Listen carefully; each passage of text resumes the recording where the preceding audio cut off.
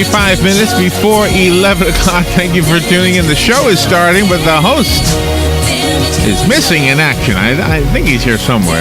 Joe Reck will be here in just a little bit to answer your questions about what he does over at Damage Control Services to make... Oh, there he is. He's running in. Oh, I thought he was in the studio already. He's coming in. He's coming in. Here he is. He's making his way in here. I thought for some reason you were in the studio already. Oh, my goodness. I didn't... What'd you do? Did you hear me crank it up when you were in your car? No. You okay? I'm wonderful. Wow, that was great. Did you hear the music in your car? I did. As I was running by, I heard the music. By the way, you have a caller already. Wow. It's amazing, right? I like callers. His name is Carl, and he's waiting for you to speak to him. I'll get this camera straight so people can see you. There you are. Good morning, Joe. How you doing? Good. I'm doing good. All right, we'll do Carl. Do the small talk in just a minute. Good morning, Carl. You're on the air with Joe. Oh, good morning. I love the show. I really enjoy it. And I have kind of a two-part question. I recently had a friend in another county. They were broken into, and they did some damage, a lot of damage inside the home. Oh, terrible. And I wanted to know if, Joe, if you all take care of that, something like that, and also how far away do you travel? Oh, two questions. Great questions. Great. Thank you for the call, first of all. And yes, we do the surrounding counties. I'll answer that question first. We've traveled out of state for work, but we typically like to stay home or stay in a local area as a local company. But excuse me. The other question, yes, we do handle. I made you run. I really thought you were here somewhere. No, I was. Traffic was terrible. But yeah, it's funny you asked that question, Carl, because we've got a job right now. Actually, I was there last night, 7:00 last night. Homeowner, friends of ours that were broken into, and I saw that on Facebook. Yeah. It's a terrible situation, glass track throughout the house, and it is an insurance claim. So, yes, we do take care of that. Fortunately, it's only the door that needs fixed, and we're going there today. Got the parts to fix it, and we'll be fixing them right back up. So, last night we had the carpet guy there to clean the carpet because... other than glass getting tracked throughout the house, the sheriff's department, when they were there, the graphite that they use for the fingerprint dust. Oh, wow. It gets everywhere. Very necessary step in order to track down the bad guy. The bad guy, right. But this stuff gets throughout the house, and so even though the homeowners had spent lots of time cleaning and working to repair, to get everything back to normal, you still had some stains in the carpet and whatnot. So immediately got the carpet guy there because not sure how that would set in the carpet. Right. And we've had a few experiences where sometimes we let maybe a damaged carpet, wait till we get the rest of the work done in order to clean the carpet. And sometimes those stains set in. So then we'll have to get new carpet for them. So rather than cleaning it immediately and taking care of the stains immediately. So we've kind of learned that lesson. And so if there's ever a stain in the carpet, we'll get that taken care of first and then come back and do a thorough cleaning at the end as well. So that's a long answer, I guess, to your question, Carl. But yes, we do take care of homeowners that are in those situations and try to help them out and get through that. So. Well, I really appreciate it. I will make sure I get them your number, Joe. Excellent. I hope I can, help them out. It sounds like, they probably have got people to take care of it already, but gladly help them out if they need it. So. Do you need the number, Carl? No, actually, I have his number off of his car. Oh, excellent, okay. Excellent. Yeah. Is this Carl Page that I'm talking to? Yes, it is. Carl Page. How'd you know? Page. Well, it just sounded like you, Carl. Yeah. Carl Page is with Page Plus Lawn Care. So he's helped out several people that I know, and even people that I've referred, Carl to. So networking I at appreciate its finest. Yeah, excellent. Thanks for the call, Carl. You bet. Bye bye. There you go. So I played the music. You ran in here. Do you need a moment? No, I'm good. I'm good. Good to go. You're in good shape. I mean, you did that mud run, the Kelly had there. Right. The Mill Yard Monster. Right. So I don't run as much as I should. I don't like Just running. Show I up like late the every obstacles. week and then have at least once a week. There you go. That's So too funny. I brought 2 magnets with me because last week I had to order more magnets. Because they're so popular. I'm out of magnets. People are asking for more magnets. We These are the refrigerator magnets with it's a business card. right. I think it's wonderful. I've got 2 of them on my fridge. Just in case. Well, in case somebody wants one, I There got you one. go. I You don't want to always give got them one. both away. Right. I like it. Yeah, we've had a lot of people ask for them. A lot of people, want them, and I'll give people a business card as well as a refrigerator magnet But you whenever I lose go to their business home. cards. So You do not lose magnets. right. And it's been a popular thing, and Just think, every time somebody goes to their refrigerator, another ad plays for you. right. they think of our theme song. Yes, I know I do. There you go. But I enjoy sticking them on people that I know on their cars too. On their cars, and yeah. I've had people stick their stuff on my car too. So A lot? it's- Have you had a lot? Yeah, quite a few. It's been a fun exchange. It's too funny. So and we just had at the Bowl-a-thon that Habitat had. Oh, right. Our magnets were in the bags. Okay. The goodie bags. Robin that and I they were had there. Yeah. Did you get a bag? I don't know. She might have got one. Well, in that bag, if you were at the Bowl-a-thon, you got a magnet, a damage control services Wow. magnet. So Didn't know that. I think they had about 250 of them. So Everybody who went, I saw a lot of people there that we knew. right. It was an amazing event. A lot of people. It was packed. Yeah, I didn't get a chance to go, but I heard it was a real nice event. Every time we busk, we tag you on the Facebook I've post. noticed. I like it. Well, aren't you on the board? I am on the board for So Marion County Literacy. So yesterday we handed in a check for $670 or something like that. Awesome. That's just part 1. Awesome. Very good. And Robin is heading to New York tomorrow, so we won't be busking as a duo for a week. Well, you can busk separate, can't you? I'm busking solo on Friday. Busking solo. There you go. Yeah. A solo busk. So I saw the Facebook post that you made of the house that was broken into, and you already did talk about it. But I'm just curious, when you got that call, was that, maybe it wasn't the first, because you did say you learned from experience. So you've had other calls Well, just other disasters is what I was referring where to. people, okay, but when, See, I don't know which is worse. I mean, if your hurricane comes, well, that's probably not going to happen again for a while. Well, all disasters at the moment are emotionally stressing to whoever's involved. And I was talking to the man who the Upstairs? husband of the family. Oh, okay. The husband of the family, and he was telling me that how emotionally upset his wife is because of this disaster. It's upsetting to him, but Because her space was violated. right. Yeah. Their home of 25 years was broken into. Something that they call, their place they call home and safe. Do they and know secure. who did it? They do not know. No. See, that's the bad part. You don't know. And you never know when it might happen again. Right. Unfortunately, and that's where, like I said, every disaster, like you said, a hurricane you can prepare for, but you don't realize how bad it can be until after it happens. A tree falls on the house, and rain comes in and destroys, your possessions. It's Right. different, but it's almost as bad Right. as somebody stealing from you or taking all your possessions because they're gone, they're destroyed.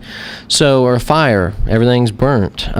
So each disaster has its own amount of emotional stress that's involved, and that's where it's, whenever I was talking to the guy yesterday, and we were going, talking about what needed to be done and how we needed to take care of it, and he was saying, how, they can't replace what was lost.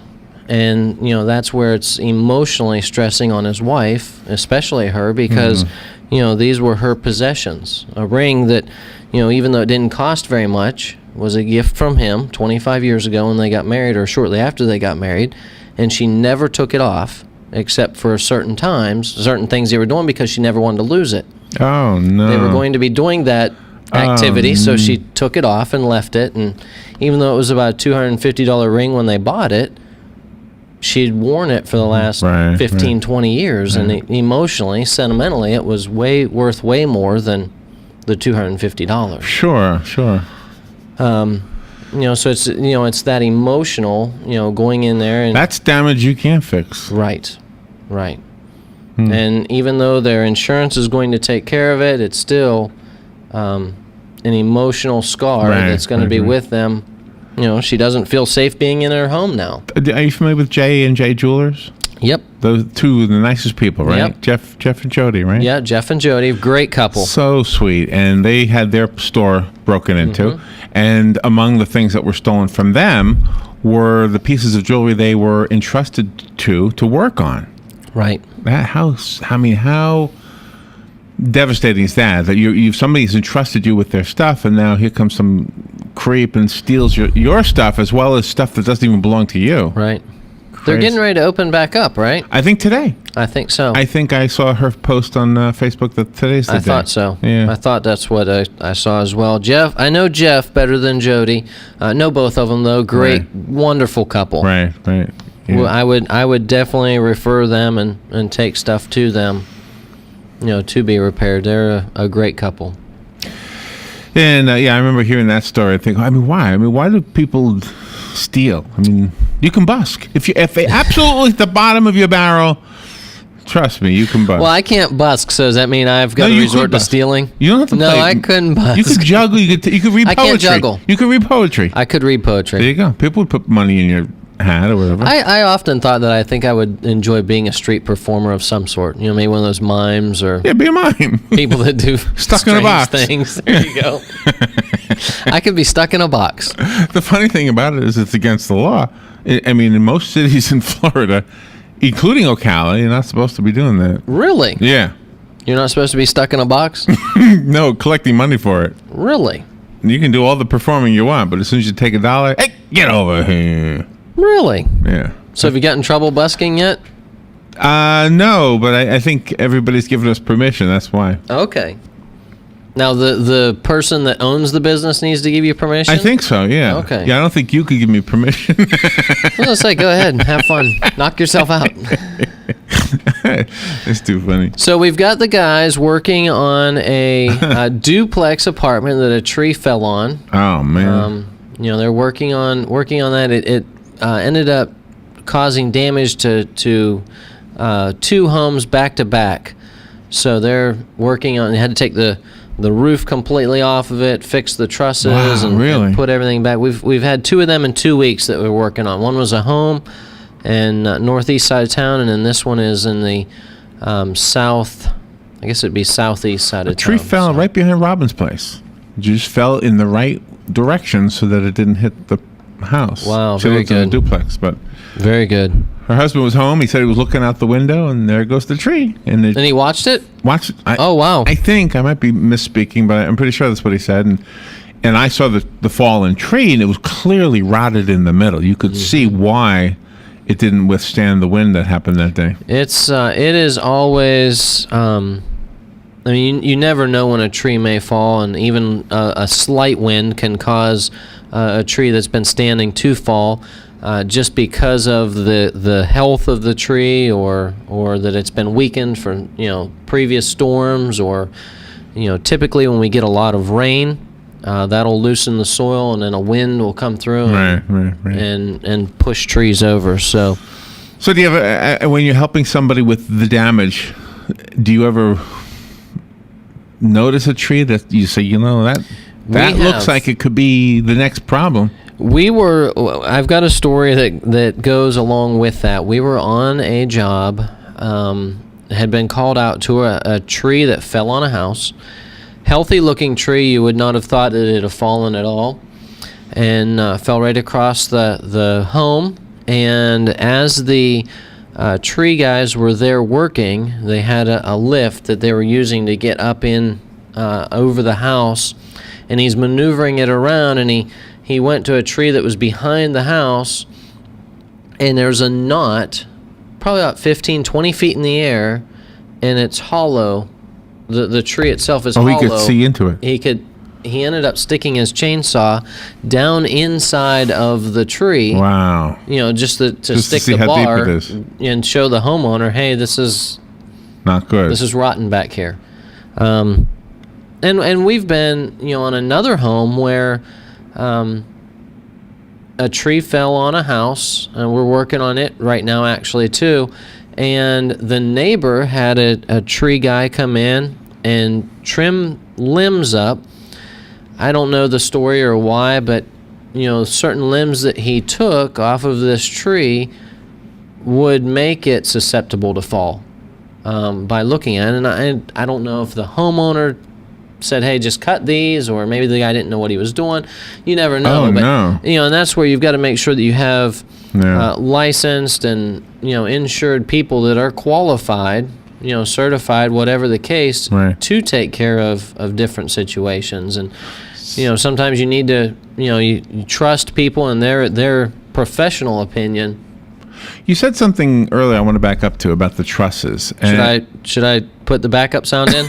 yeah, back beep, up. Yeah. Beep, beep. So back up to the trusses part of what you said earlier, because you triggered a thought in my mind. If I had damage to my roof, and maybe I didn't have insurance or whatever, and so I called somebody who was a handyman. I hope you called Damage Control Services, Larry. No, but let's just pretend I didn't. Let's pretend I called somebody who was not licensed. Had good intentions. Really, not trying to rip me off. And so they go up on the roof, and they don't repair the trusses, but they just repair, I guess, what do you call the boards on the roof? They're called the roof, right? The sheeting. The sheeting? Okay. Plywood sheeting. The plywood. So they replaced that.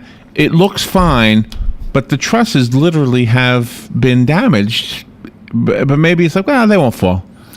So am I in for another damage? Is it going to fall apart eventually? This hasn't happened to me. Well, I'm just making this up, but I've often heard horror stories from people who had relatives who did the job and it didn't work out quite the way a professional would do. Yes, and that is sadly that does happen.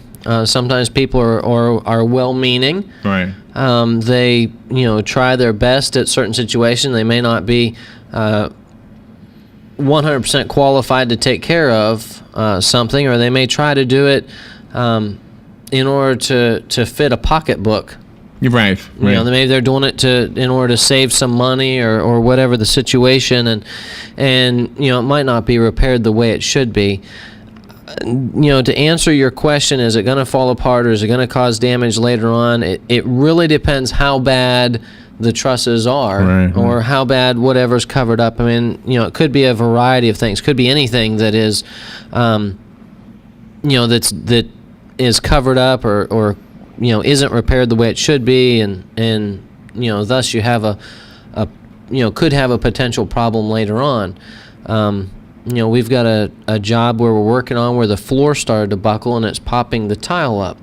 Oh. So do you just fix the tile that's popped up, or do you take it all up because you don't know what else, maybe, a couple weeks or a couple months down the road, it could pop up. So, I mean, that's a situation where we would go ahead and do it all, with the homeowner's permission or, with their blessing, knowing what they're getting into. However, sometimes, homeowners will say, well, just fix this part. Just fix, the visible damage, or just, don't replace it all, just, patch it or whatever. And we'll do that too, if it structurally can be done. And it's probably a money issue for somebody who would say that. Sometimes it's a money issue. And, where you're talking about trusses, that's more of a structural issue. So that would have to be repaired properly, whether it's just a patch, or it's a new truss, depending on what. I mean, if a truss is cracked, and nobody's going to walk on it, so you just be careful when you go up on the roof. Never walk on this spot. Well, you may be able to just put a scab alongside a scab, like it being another board, attach another board, and make sure it covers that spot that's cracked, and then extends beyond it And typically an engineer will be able to okay a patch like that. Speaking of patches, now these are little tiny jobs. When you go to the hardware store and you see plastic wood, right? Do you use that for anything? What do you use yeah. that? I mean, well, that was a dumb question. Does that really? Can you make it look like wood? I mean, can you actually make it come together so that let's say you chip the edge of this if it was wood, this thing. The edge of your countertop here? Yeah. The edge of this granite table. Okay, this is granite. We're going to chip the granite table. Oh, the God granite forbid. countertop. God forbid this thing ever gets chipped. But I mean, does the plastic wood actually look like wood when you're all done? Well, I mean, you have to paint it. I mean, it's not something where you can stain if you were going into a stain product. But, depending on the application, there's plastic wood that they have for decks that, you use for a deck board that you walk on. Or there's some that is used and it comes in a white color, I believe, and it's, we've used a lot of it for exterior trim, window trim around doors and windows and columns, things like that. Even fascia on a home, we've used that. So I would, if a person is able to financially use plastic wood, I would recommend it. Just simply because it will last forever. It is a great product. It creates a wonderful finished look, and when it's painted, you never know that it's not wood. I mean, we've used it on a lot of homes. We did a lot of work on a home in Macintosh.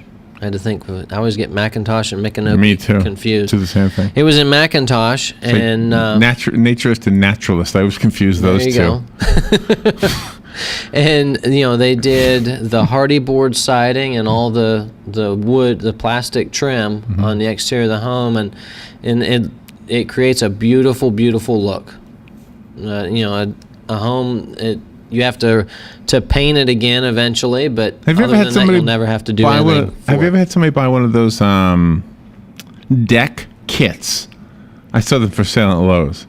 You get home with your deck kit, right? And no clue what to really do. Have you ever had somebody call you? And it's not damage in the traditional sense like you normally would get a call for. We have received calls from homeowners that have started projects. And didn't know how to finish it? And didn't quite know how to or have the manpower to finish. And that's where sometimes, in dealing with homeowners, that's a side of it right now. I mean, we've got a home that we're working on and working with the homeowner, and she wants to have, do some extra work.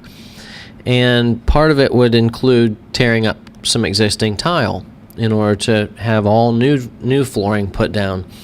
And she said, I can just tear that up. And she probably can.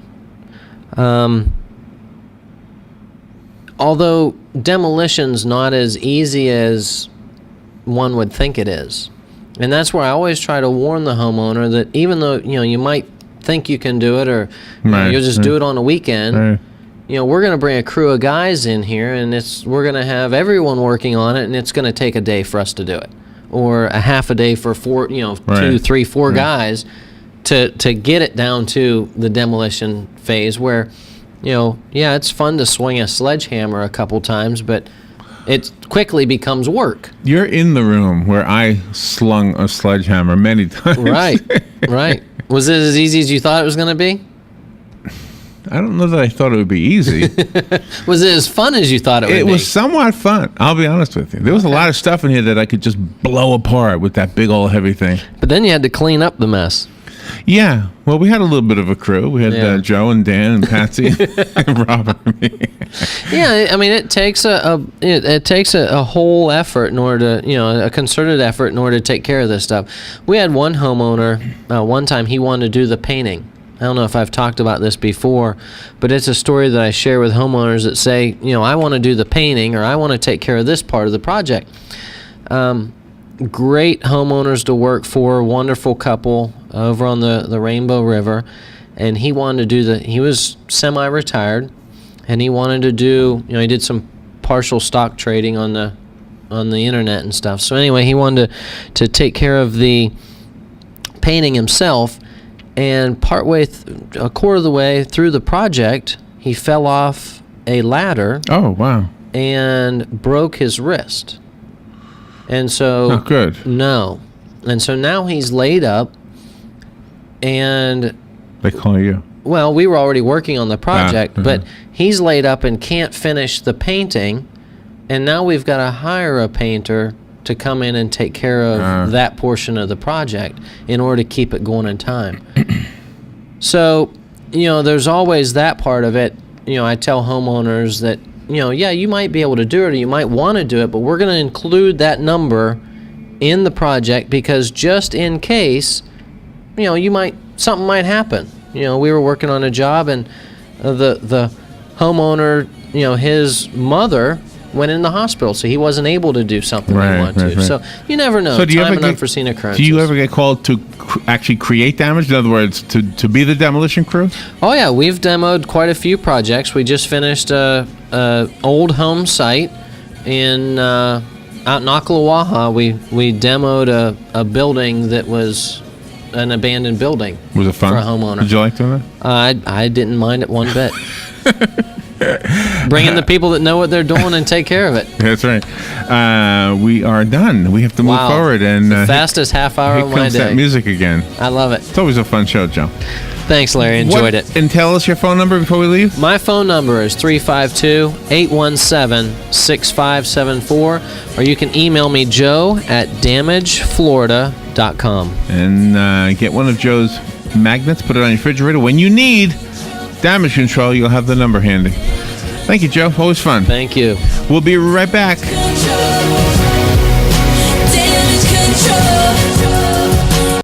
Ocala's information station, 1370 WOCA. Ocala.